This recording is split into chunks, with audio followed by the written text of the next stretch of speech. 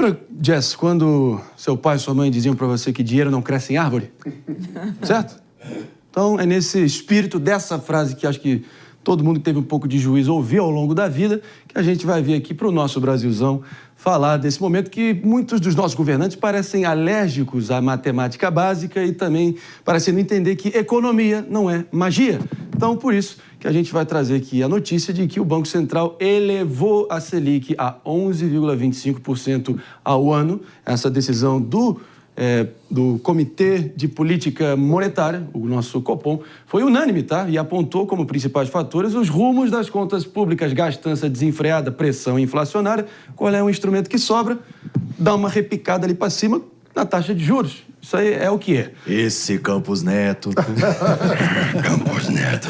A decisão foi unânime, ou seja, Gabriel Galípolo também votou pelo aumento da taxa de juros. O super Galípolo, hein? E agora, sem as pressões que muita gente falava, não, ele tá votando assim, é porque ele vai ser sabatinado, então ele tá dando uma disfarçada. Não, não, não. Agora ele votou sem essas pressões e a decisão se manteve unânime. Ô, Mota, vamos lá. Acho que setores da esquerda jurássica precisam, de uma vez por todas, se é que tem alguma disposição para realmente lidar frontalmente com a realidade como ela que o Copom não é montado ali por cartolas do mal que estão ali arquitetando a miséria do povo brasileiro e rindo à base de charutos e uísque. Não é assim. Muito pelo contrário, deve ser chatíssimas essas reuniões e deve dar uma dor de cabeça e um senso de preocupação assim, colossal nesses integrantes. Como é que você está vendo essa situação? Maria, o analfabetismo econômico é uma característica da maioria dos políticos de esquerda, né? Eles não conseguem entender a dinâmica da economia, muito menos o conceito de juros, de inflação. Juros representam o custo do dinheiro. E o custo do dinheiro, os juros, refletem o risco que a pessoa que tomou o dinheiro emprestado não pague de volta. Os juros são também um instrumento usado pelo Banco Central para tentar controlar a inflação. Então, quanto maior a ameaça de inflação, maiores são os juros. O Estado é o único responsável pela inflação. Isso é preciso a gente entender. Só o Estado pode emitir dinheiro. Inflação é o aumento da quantidade de dinheiro em circulação. Por que o Estado, o governo, aumenta a quantidade de dinheiro em circulação? Para pagar pelos seus gastos, que não tem nenhum controle. Esses são conceitos que quem tem uma raiz ideológica tem dificuldade ou não tem nenhuma vontade de entender. Então, na minha opinião, eu sei que tem muita gente que pensa diferente, mas na minha opinião, assim que tiver oportunidade, o governo vai baixar esses juros à força, de um jeito ou de outro. Se as pessoas que estão no Banco Central não quiserem baixar os juros à força, o governo vai achar algum jeito de mexer com essas pessoas para que elas baixem, porque não existe esse entendimento. Percebam, se existisse esse entendimento da economia, o governo não gastaria mais do que arrecada em primeiro lugar. Agora, por mais tardiamente, o fato é que, pelo que tudo indica, o presidente Lula vai estar se reunindo com o seu ministro da Economia, Fernando Haddad. Inclusive, há essa expectativa. Vou pedir encarecidamente para a minha diretora Helena só reduzir o ponto aqui. A gente segue adiante pelo seguinte. Não, inclusive já se reuniu agora, feita a devida correção. Obrigado, minha diretora. É assim que é o entrosamento do Morning Show. Os dois já se reuniram, tá? E há uma expectativa grande, crescente, de que um pacote de corte de gastos deve ser fechado ainda nessa quinta-feira. E, vamos lá, eu acho que estava mais do que na hora do presidente Lula descer do palanque e perceber que ele não está numa disputa de narrativas política com o mercado para ficar nessa queda de braço eterna de guerra de narrativa que não leva a lugar nenhum, a não ser o descrédito junto à população. Mano. Pois é, segundo o ministro Fernando Haddad, né, apenas 2 detalhes faltam para que haja o anúncio hoje de um pacote de corte de gastos. E esse anúncio incluiria uma PEC, ou seja, um projeto de emenda constitucional. Ele ainda não adiantou qual o conteúdo dessa PEC, mas isso aumenta a expectativa sobre a possibilidade de haver alguma medida que seja minimamente estrutural. Afinal de contas, vamos mexer na Constituição. Tem 2 possibilidades mais prementes que os especialistas falam sobre ajuste constitucional para resolver problemas estruturais nas contas públicas. Um seria a desvinculação entre os aumentos automáticos do salário mínimo com a Previdência, porque a Previdência é hoje o maior item de gastos, né? Aquilo que representa o maior volume de gasto público no Brasil é a Previdência. E o fato dela aumentar os benefícios automaticamente com o aumento automático do salário mínimo faz com que essas despesas cresçam ano a ano de forma descontrolada. Contudo, o presidente Lula já deu diversas declarações de que seria contra mexer nessa vinculação. Então, qual é a outra opção que sobra? Tem a questão dos gastos obrigatórios com saúde e educação, que hoje são vinculados à arrecadação. Isso faz com que, sempre que o governo aumenta a arrecadação, é obrigado a aumentar os gastos com saúde e educação. Modificar essa regra seria um passo muito importante. Uma das possibilidades de modificação é criar uma aglutinação entre o gasto com saúde e gasto com educação. Ou seja, no lugar da regra dizer que você tem que gastar um mínimo com saúde e um mínimo com educação, seria dizer o mínimo é com saúde e educação. Isso daria mais flexibilidade e baixando um pouco qual é a taxa dessa obrigatoriedade para que o governo pudesse alocar os recursos entre essas duas áreas que são fundamentais. Vamos ver se é isso que vem por aí. Vale a pena a gente só lembrar aqui para a nossa querida audiência de que a atual composição do Copom já é integrada por uma ampla maioria de indicações do próprio presidente Lula. E também o fato, além de tudo isso que o Mano trouxe super bem, como sempre, é que a máquina em si está pesando cada vez mais. Perdão, isso eu digo a partir de um bastidor que um passarinho diretamente da capital federal me contou ontem, que até a FUNAI, a Fundação Nacional de Proteção aos Povos Indígenas, né, está completamente assim, o caixa para custeio ali do básico está completamente já esgotado, inclusive está sem dinheiro para pagar as dívidas já empenhadas dentro da FUNAI. Imagina em outras fundações, em outros órgãos do governo.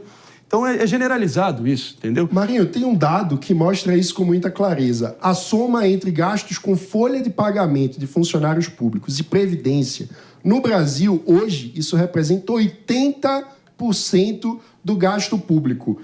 Vamos dar outros países. Nos Estados Unidos é 70%, ou seja, 10% a menos. No Chile é 45%, ou seja, quase metade do que a gente gasta. Isso é uma disfuncionalidade muito grande do Estado brasileiro. É fora da curva mundial. A gente gasta muito com esses gastos obrigatórios e, para ter uma solução sustentável nas contas públicas, tem que mexer nesses itens.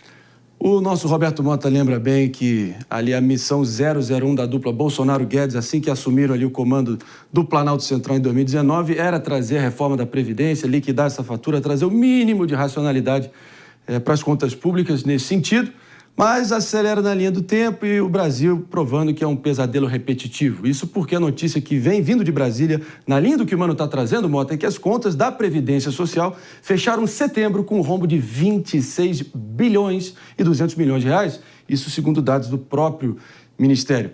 E a gente sabe, né, que a própria Previdência Social no Brasil é uma grande pirâmide demográfica, né? Depende totalmente de jovens entrando no mercado de trabalho, coisa que tem acontecido cada vez menos, para poder ter ali o sustento para todas as gerações anteriores, os mais idosos, os mais velhos que ralaram a vida inteira, para poder ter um pouquinho ali para honrar todas as contribuições deles. Como é que você está vendo esse rombo previdenciário, esse fantasma voltando a assombrar Brasília?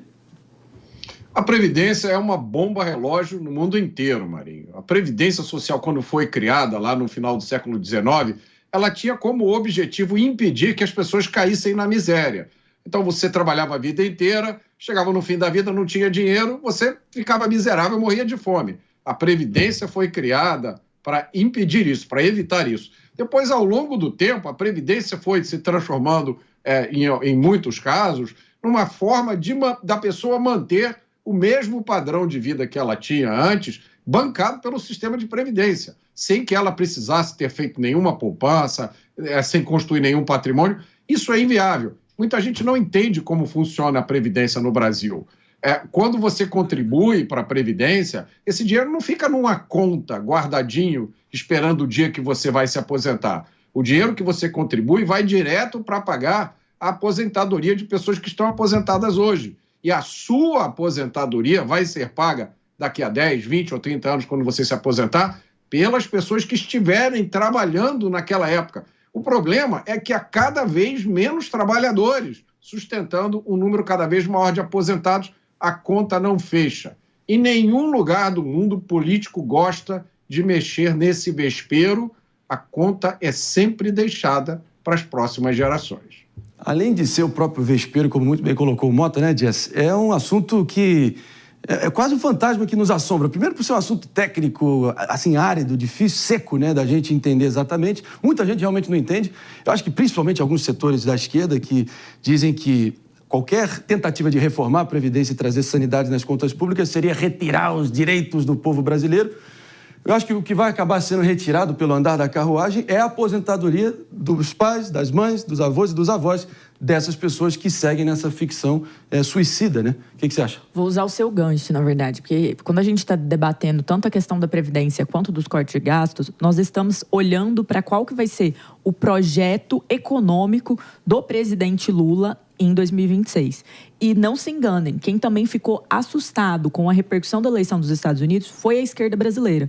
Ah, mas é muito distante. É distante, mas nós temos similaridades e o papel das redes sociais, o papel de influenciadores de direita, como Charles Kirk, Ben Shapiro, nas eleições dos Estados Unidos, foi estrondoso. Então, eles sentem que talvez até recentemente, Gessé de Souza, que é tradicionalmente um escritor de esquerda, escreveu um livro que falava sobre o pobre de direita, aí ele colocou.